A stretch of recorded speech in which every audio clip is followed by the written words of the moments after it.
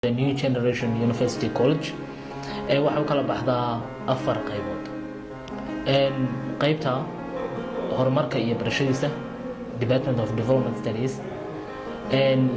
sharciga Department of Law, adeegida bulshada iyo horumarinteeda Social Work and Community Development, iyo barashada dunida iyo xiriirka caalamiga Global Studies and International Relations.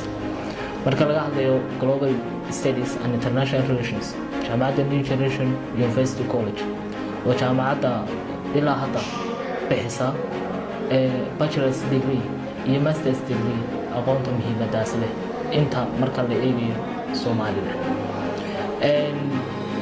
jaamacadda New Generation University College gaar ahaan Social Science waxay soo dhaweynaysaa aqoonyahanka fahamsan muhiimadda ay leedahay iyo fursadaha dhex yaala marka la barto kulliyadda Social Science iyo departmentskeeda.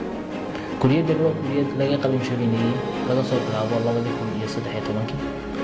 waan ku soo dhaweynaa. Assalaamu calaykum waraxmatullaahi wabarakaatuh. Bismillahirrahmanirrahim. A graduate of social science faculty from New Generation University, have a lot of work opportunity all over the world and in Somaliland.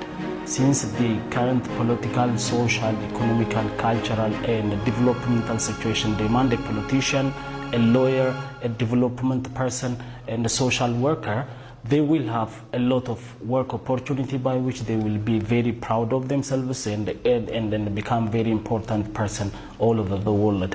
And so I hope they will join our faculty and enjoy the benefit. وحنها يوانا معلمك